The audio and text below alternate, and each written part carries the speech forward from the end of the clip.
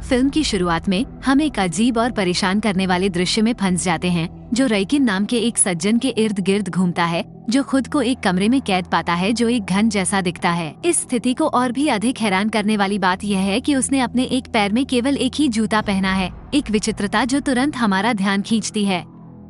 कमरा नीरस, दमनकारी और किसी भी उद्देश्य या स्पष्टीकरण से रहित प्रतीत होता है। जैसे जैसे कहानी सामने आती है, रजकिन की जिज्ञासा उस पर हावी हो जाती है और वह दूसरे कक्ष में जाने के लिए दरवाजा खोलने का फैसला करता है। हालांकि उसके निर्णय में एक भयानक मोड़ आ जाता है जब उस पर अचानक एक रहस्यमय और निरंतर पदार्थ द्वारा सभी कोणों से हमला किया जाता है। इस हमले से बचने के उसके हताश प्रयास उसे एक अकल्पनीय कार्य की ओर ले जाते हैं।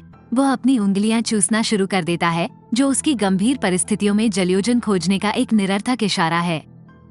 दुखद बात यह है कि यह स्पष्ट हो जाता है कि वह जो पदार्थ खा रहा है वो पानी नहीं बल्कि एक घातक रसायन है जो उसके गंभीर भाग्य पर मुहर लगाता है।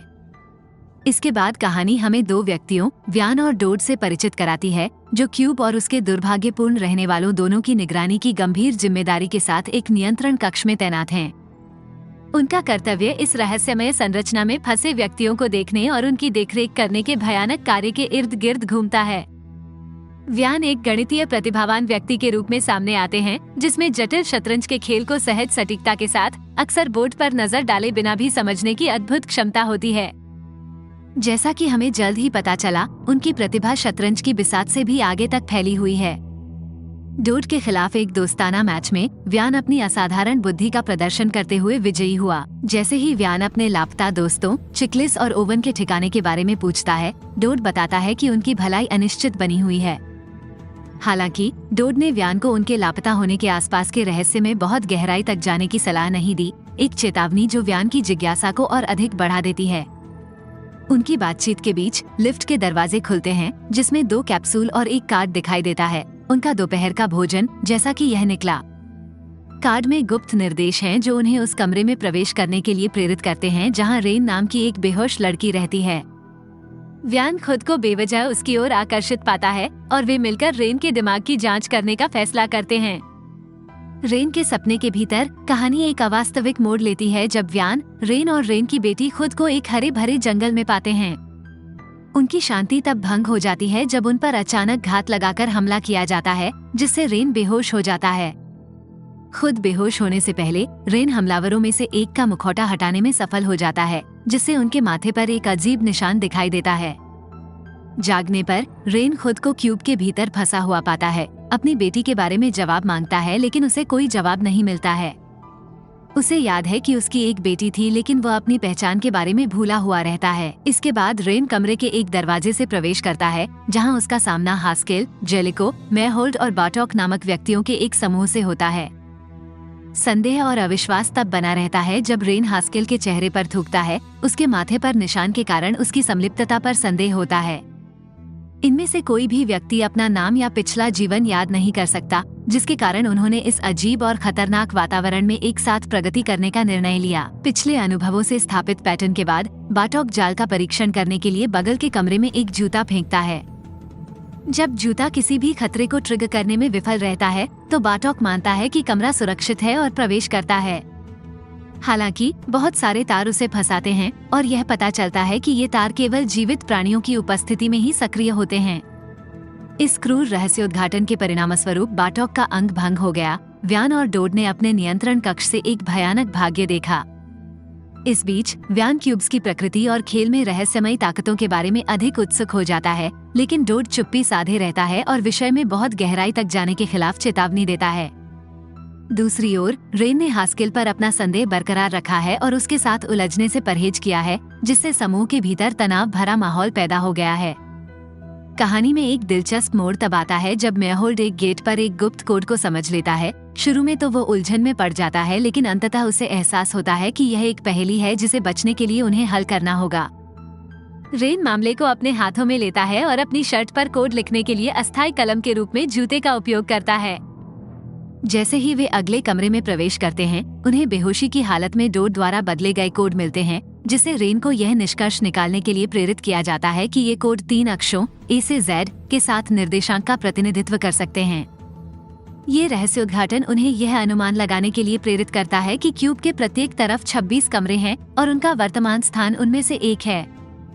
वर्षा कार्यभार संभालती है, इन निर्देशांकों के आधार पर एक नक्शा बनाती है और समूह जूतों का उपयोग करके आसपास के कमरों में जाल बिछाता है, जिससे वे सुरक्षित हो जाते हैं। इस उभरती अराजकता के बीच व्यान की नजर रेन की फाइल पर पड़ती है और वह एक चौंकाने वाली खोज करता है, सहमति प्रपत्र की अनुपस्थिति। इस रहस्योद्घाटन से व्यान के बढ़ते संदेह को बल मिलता है कि रेन एक निर्दोष पार्टी है जिसे गलती से क्यूब में लाया गया है। वह अपने संदेह डोड को बताता है, जो संशय में रहता है लेकिन उत्सुक रहता है। व्यान की बेचैनी तब और बढ़ जाती है जब उसे अखबार में रेन की तस्वीर वाले एक लेख का पता चलता है, जिसमें उसके एक राजनेता होने का खुलासा किया गया है। रहस्योद्घाटन निराशाजनक है और व्यान कार्रवाई करने के लिए मजबूर महसूस करता है। वह एक आपातकालीन टेलीफोन का उपयोग करके अपने वरिष्ठ से संपर्क करने का प्रयास करता है, लेकिन जो होता है वो उसकी उम्मीदों से परे है। अपने आश्चर्य के लिए व्यान को अपने बॉस से एक कॉल आती है, जिसमें उसे एक ऐसे व्यक्ति के लिए बाहर निकलने की प्रक्रिया शुरू करने का निर्देश दिया जाता है जो क्यूब के आखिरी कमरे तक पहुंच गया है। ये रहस्योद्घाटन कई नए प्रश्न और अनिश्चितताएं पैदा करता है, क्योंकि वे इस रहस्यमय निकास प्रक्रिया की तैयारी कर रहे हैं। जैसे ही वे बाहर निकलने की प्रक्रिया के लिए तैयारी करते हैं, एक चौंकाने वाला रहस्योद्घाटन सामने आता है। क्यूब से बाहर निकलने वाला व्यक्ति कोई और नहीं बल्कि ओवन, व्यान का लापता साथी है, जिसकी स्मृति क्यूब के भीतर रखी गई थी। इस रहस्योद्घाटन से समूह में सदमा फैल जाता है और तनाव और बढ़ जाता है। भावनात्मक उथल पुथल के बावजूद डोड ओवन से सवाल पूछते हुए प्रक्रिया को आगे बढ़ाता है। जब ओवन ईश्वर में विश्वास के बारे में सवाल का नकारात्मक जवाब देता है, तो डोड व्यान को मशीन पर नहीं बटन दबाने का निर्देश देता है, जिसके सक्रिय होने पर भयावह रूप से ओवन को जला दिया जाता है। व्यान इस दर्दनाक अनुभव से हिल गया है और हतप्रभ है, और अब वह इस भयावह सवाल के बोझ तले दब गया है कि अगर उन्होंने हाँ बटन दबाया होता तो क्या होता। डोड भी अंधेरे में है, क्योंकि किसी ने भी उस खौफनाक सवाल का सकारात्मक जवाब नहीं दिया है। कहानी तब एक अप्रत्याशित मोड़ लेती है जब डोड व्यान को अपने वरिष्ठ को एक फाइल देने के लिए भेजता है। हालांकि व्यान क्यूब्स के भीतर फंसे व्यक्तियों की सहायता करने के एक नए दृढ़ संकल्प से प्रेरित होकर लिफ्ट को ऊपर की बजाय नीचे की ओर मोड़ देता है। वो घन के आसपास के रहस्यों को उजागर करने और इसके रहस्यमय दायरे में फंसे लोगों की मदद करने के मिशन पर निकलता है। जैसे ही व्यान और डोड अलग अलग रास्ते अपनाते हैं, कहानी एक नए चरित्र जैक्स का परिचय देती है, जो डोड को उनके रैंकों के भीतर एक विश्वासघात और स्थिति को सुधारने के अपने मिशन के बारे में सूचित करता है। ये रहस्योद्घाटन पहले से ही हैरान करने वाली और मनोरंजक कहानी में साजिश और रहस्य की एक और परत जोड़ता है। भूल भुलैया घन के अन्यथा सामान्य कमरों के बिल्कुल विपरीत जेलिको के एक विशेष कक्ष में प्रवेश ने आदर्श से अचानक और भयानक प्रस्थान को चिन्हित किया। कमरे की स्थिति में अस्थिर बदलाव ने समूह की जिज्ञासा को बढ़ा दिया, लेकिन इससे पहले कि कोई प्रतिक्रिया कर पाता, एक अप्रत्याशित और घातक सुई के प्रहार ने जेलिको को अक्षम कर दिया, जिससे क्यूब के शेष रहने वालों में घबराहट की लहर दौड़ गई। अपने गिरे हुए साथी को ढूंढने के लिए अथक प्रयास किए गए, और जब आखिरकार उन्हें वह मिला, तो ये देखने में एक भयानक दृश्य था। जेलिको का चेहरा बुरी तरह से विकृत हो गया था और उसके तेजी से बिगड़ते शरीर में एक भयावह वायरस फैल गया था। उन्मादी आत्मरक्षा की स्थिति में उसने खुद को बचाने के हताश प्रयास में मेयरहोल्ड पर हमला कर दिया और उसे दूर धकेल दिया। दुखद रूप से इसके कारण जेलिको की मृत्यु हो गई, जिससे समूह सदमे और निराशा की स्थिति में आ गया। मेयरहोल्ड, जो पहले से ही घायल था और उसी पीड़ा के खतरनाक लक्षण प्रदर्शित कर रहा था जो जेलिको पर पड़ी थी, उसने हास्केल से उसे अपने रैंक में शामिल होने की अनुमति देने का आग्रह किया। हास्केल अनिच्छा से सहमत हुए, लेकिन एक शर्त के तहत मेयरहोल्ड को समूह के नेता की भूमिका निभानी थी और कमरे के निरीक्षण का प्रभार लेना था। कोई अन्य व्यवहार्य विकल्प न होने के कारण मेयरहोल्ड ने हास्केल के छिपे हुए एजेंडे से बेखबर होकर अनिच्छा से सहमति दे दी। जैसे ही वे अगले कमरे में जाने के लिए तैयार हुए, हास्केल का असली रंग तब सामने आया जब उसने मेयरहोल्ड को धोखा दिया, जिससे उसे एक गगनभेदी और कष्टदायी शोर का सामना करना पड़ा, जिसके कारण अंततः मेयरहोल्ड की भीषण मृत्यु हो गई। हास्केल की क्रूर कार्रवाइयों पर व्यान के गहरे असंतोष के बावजूद हास्केल ने उनके बीच वायरस फैलने के गंभीर खतरे का हवाला देते हुए अपने फैसले को उचित ठहराया। तभी व्यान समूह के लिए महत्वपूर्ण जानकारी लेकर आ गया। हालांकि ये पता चलने पर कि व्यान कभी उनके संगठन का हिस्सा था, रेन के गुस्से की कोई सीमा नहीं रही। अपनी लापता बेटी के बारे में रेन की पूछताछ ने केवल तनाव को बढ़ाने का काम किया, क्योंकि व्यान ने बताया कि उसने अन्ना को अपने सपनों में देखा था और यहाँ तक कि उसने उसका बनाया एक भयावह चित्र भी पेश किया था। फिर भी हास्केल अपने भागने के मार्ग के ज्ञान के कारण समूह को व्यान को बोर्ड पर रखने के लिए मनाने में कामयाब रहे। समूह के बाकी सदस्यों से अनभिज्ञ जैक्स ने गुप्त रूप से उनकी हर गतिविधि पर नजर रखी, उनकी प्रगति में बाधा डालने के लिए गेट कोड प्रदान किए और उनकी यात्रा की कठिनाई को बढ़ाने के लिए उनके कक्षों के भीतर घातक जाल सक्रिय किए। ये डोड ही था जिसने हस्तक्षेप किया, गुप्त रूप से तारों को बाधित किया और एक सिस्टम क्रैश का कारण बना जिसने कीमती 10 मिनट की खिड़की के लिए जाल को अस्थायी रूप से अक्षम कर दिया। हालांकि जैक्स को जल्द ही डोड की हरकतों का पता चल गया और उसने तोड़फोड़ की व्यवस्था को ठीक करने का प्रयास करते हुए उसे बेरहमी से मार डाला। इसके साथ ही व्यान ने रेन के नक्शे को समझने और भागने की योजना तैयार करने के लिए अथक प्रयास किया। घटनाओं के एक चौंकाने वाले मोड़ में जैक्स ने हास्केल के सिर में प्रत्यारोपित एक चिप का उपयोग करके उस पर नियंत्रण कर लिया, जो एक सैनिक के रूप में उसके पूर्व जीवन का अवशेष था। हास्केल, जो अब जैक्स के प्रभाव में था, दुर्बल सिरदर्द से पीड़ित हो गया और गेट के पास गिर गया। हास्केल को मरा हुआ मानते हुए व्यान और रेन सावधानी से आगे बढ़े, लेकिन हास्केल के हमले के अप्रत्याशित पुनरुत्थान से घात लगाकर हमला किया गया।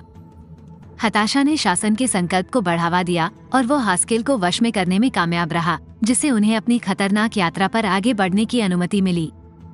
अगले कमरे में प्रवेश करने पर उन्हें एक गंभीर दृश्य का सामना करना पड़ा। चिकलिस का निर्जीव शरीर, जिसने भूख और प्यास की निरंतर पीड़ा के कारण दम तोड़ दिया था। कमरा एक बार फिर बदल गया और जैसे कि भाग्य के किसी मोड़ से उन्होंने खुद को बाहर निकलने से ठीक पहले खड़ा पाया, केवल विश्वासघाती पानी के खिंचाव से अलग हो गए। लेकिन अथक प्रतिशोध से प्रेरित हास्केल एक बार फिर सामने आया और एक और हमला किया। भागने की साहसी कोशिश में रेगन ने कमरे के रीसेट से ठीक पहले व्यान के साथ पानी में छलांग लगा दी, जिससे हास्केल अस्थायी रूप से रीसेट की चकाचौंध रोशनी से हार गया। पानी से बाहर निकलते हुए व्यान और रेन ने खुद को एक भयावह जंगल के बीच में पाया, जहां उन्हें हास्केल को हराना था, जो अंततः कमरे के रीसेट तंत्र द्वारा पराजित हो गया था। इस बीच व्यान और रेन के भाग्य को लेकर अनिश्चित जैक्स ने जांच के लिए एक टीम भेजी। आखिरकार उन्होंने व्यान और रेन का पता लगा लिया, जिससे तनावपूर्ण और घातक टकराव शुरू हो गया। व्यान ने बहादुरी से उनका पीछा करने वालों को रोका, जिससे रेन को भागने में मदद मिली। दुखद रूप से व्यान को पकड़ लिया गया और एक भयावह प्रयोगशाला में उसके दिमाग में हेराफेरी की गई, जिससे उसका व्यवहार अनियमित हो गया। इसके बाद उसे अन्य दुर्भाग्यपूर्ण व्यक्तियों के साथ एक करीबी रिश्तेदार के व्यक्तित्व को अपनाते हुए उसी क्यूब में लौटा दिया गया। फिल्म का अंत आखिरकार रेन के अपनी बेटी अन्ना के साथ पुनः मिलन के साथ हुआ।